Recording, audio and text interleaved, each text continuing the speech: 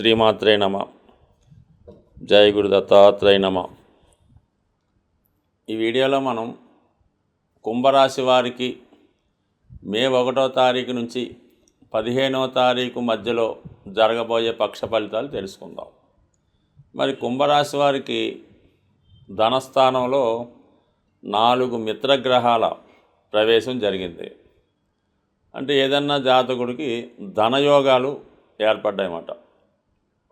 అందులో ముఖ్యంగా శుక్రుడు ఈ రాశికి యోగకారకుడు. పైపెచ్చు రాష్ట్రాధిపతి శనితో కలిశాడు. ఇది ఒక విధంగా స్వశక్తితో మీరు ధనం సంపాదించడానికి కారణం అవుతూ ఉంటుంది. అలాగే మీ కుటుంబంలో ఉన్నటువంటి స్త్రీలకి ఉద్యోగ ఉపాధి అవకాశాలు రావడం జరుగుతూ ఉంటుంది.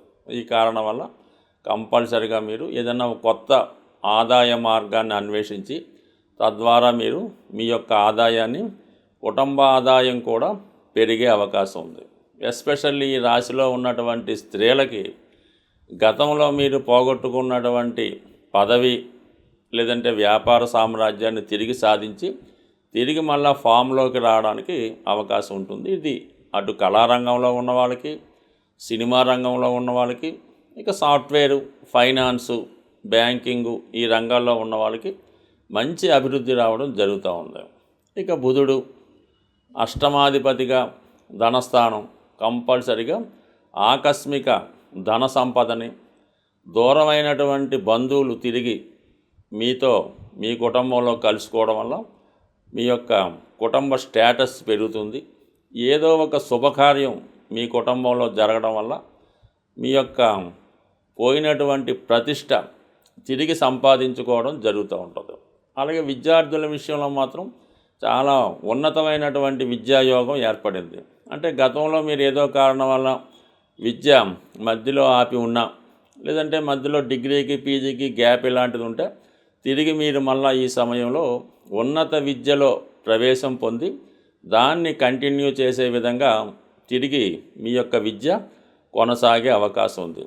ఇది ఎక్కువగా రాహువు శని ఉన్నప్పుడు ఈ టెక్నాలజీ అంతా కూడా సినిమా, కెమెరా, టీవీ, అలాగే మన సాఫ్ట్వేర్ సంబంధించినవన్నీ కూడా తెలుస్తూ ఉంటాయి.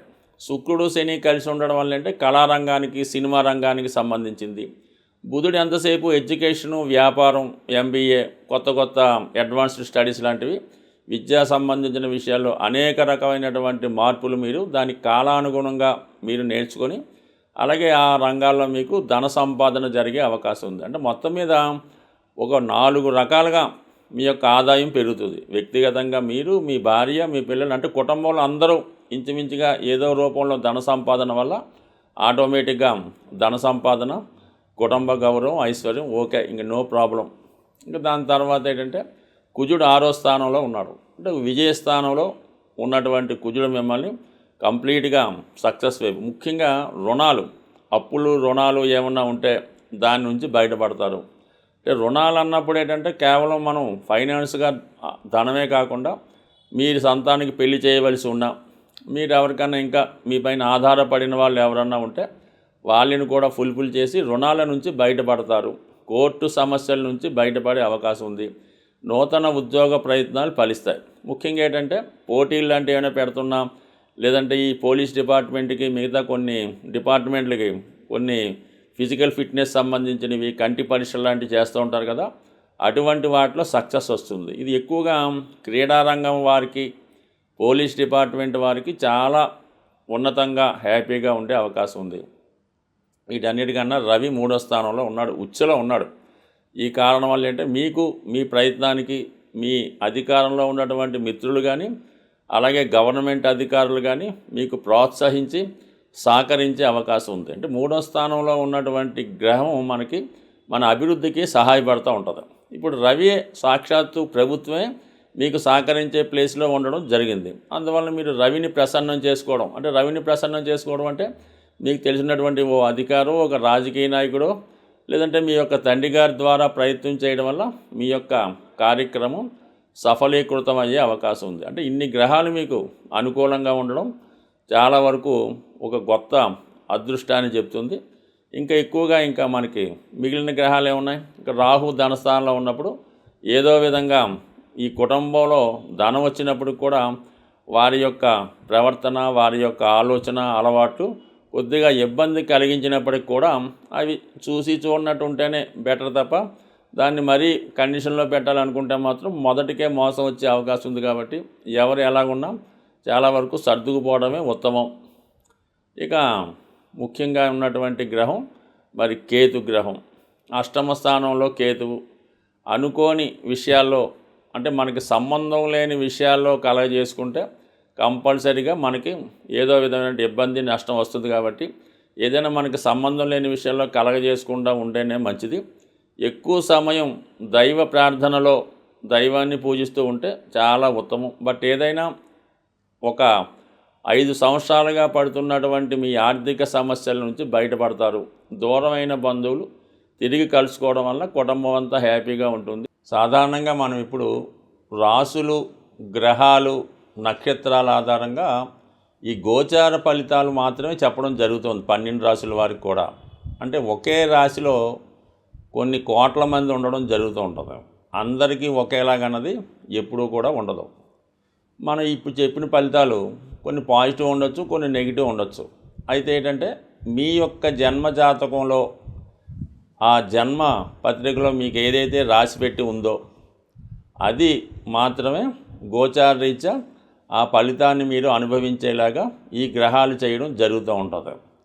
జాతకంలో లేనిది మనం ఎంత ప్రయత్నం చేసినా, గురువు ఎక్కడికి వచ్చినా కూడా జాతకంలో ఉంటేనే ఆ ఫలితం జరుగుతుంది.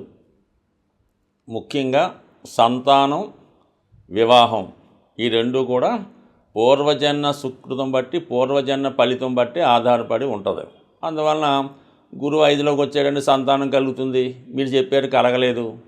సప్తమంలో గురువు వచ్చాడు, వివాహం వద్దన్నారు అవ్వలేదు అంటే కుదరదు. ఎందుకంటే మీ జన్మపత్రికలో మీరు పుట్టినప్పుడు ఆ బ్రహ్మదేవుడు మీ జీవితంలో వివాహం రాసిపెట్టి ఉంటే వివాహం జరుగుతుంది, సంతానం రాసిపెట్టి ఉంటే సంతానం జరుగుతుంది. ఈ రెండూ లేకుండా జరగలేదంటే కాదు. అందుకని మీరు మీ యొక్క జాతకాన్ని ఇంకా క్షుణ్ణంగా డీటెయిల్గా తెలుసుకోవాలంటే మీరు మీ యొక్క డేట్ ఆఫ్ బర్త్ టైం ఉంటే మీకు తెలిసినటువంటి జ్యోతిష్కుడు, అంటే ముఖ్యంగా ఎప్పుడూ కూడా మీ కుటుంబం ఒక ఫ్యామిలీలాగా, ఒక ఫ్యామిలీకి ఎలాగ డాక్టర్ ఉంటాడో ఒక ఫ్యామిలీ జ్యోతిష్కుడు ఉంటే వారి దగ్గర చూపించుకుంటే మీకు ఇంకా మంచి ఫలితాలు క్లారిటీగా రావడం జరుగుతూ ఉంటుంది. అంటే మీ యొక్క జన్మజాతకం కేవలం మీ బట్టే కాకుండా మీ భార్య, మీ తల్లిదండ్రులు, మీ తోడబుట్టినవారు, మీ యొక్క సంతానాన్ని బట్టి కూడా మీ జాతకంలో ఉన్నటువంటి గ్రహస్థితులు అప్పటికప్పుడు కొన్ని ప్లస్ మైనస్ కూడా ఇస్తుంటాయి. కాబట్టి మీ యొక్క జన్మజాతకాన్ని పూర్తిగా తెలుసున్న మంచి జ్యోతిష్కుడి దగ్గర చూపించుకొని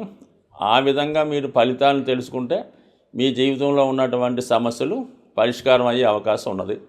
సో అలాగే ఏదన్నా జాతకంలో బలం పెరగాలంటే పుణ్య కార్యక్రమాల ద్వారా దైవ బలం పెంచుకునే అవకాశం ఉంది. అంటే ఎవరు ఎక్కువగా మనం దానం చేయడం వల్ల, ఇతరులకి సహాయం చేయడం వల్ల, వృద్ధులకి సహాయపడడం వల్ల మీ యొక్క పుణ్యఫలం పెరుగుతుంది. అంటే ఏదైనా అష్టమం అన్నది మన కష్టాలకు కారణమవుతుంది.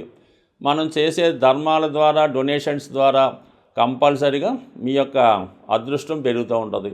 ధర్మం అది చేసేటప్పుడు కూడా అది ఊరిగా పెద్దగా మనం ఈ పేరు చెప్పుకొని పబ్లిక్గా ఇంత దానం చేసాం, ఈ పలానా గుడిలో ఒకసారి ఏం చేస్తుంటారంటే ఏదో ఫ్యాన్ ఒకటి వేస్తూ ఉంటారు, దానిపైన పలానా వాడు ధర్మం అని రాస్తారు, అంటే డొనేషన్ అని రాస్తారు. అలా చేయడం వల్ల ఇంకా ఎక్కువ పాపం కలిగే అవకాశం ఉంది. భగవంతుడు మనకి ఇచ్చాడు, భగవంతుడే మన ద్వారా చేయించుకుంటాడు, కానీ మనం భగవంతుడికి ఇవ్వడం అనేది ఎక్కడన్నా హాస్యాస్పదం. కాబట్టి అటువంటి ప్రయత్నాలు చేయకుండా సాధ్యమైనంత వరకు మీ యొక్క తాహతను బట్టి, మీ యొక్క స్థాయిని బట్టి కూడా ధర్మం చేయవలసి ఉంటుంది. లేనివాడు ₹1 ధర్మం చేసినా అది అతడి ఖాతాలో ధర్మ ఫలితం కలుగుతుంది.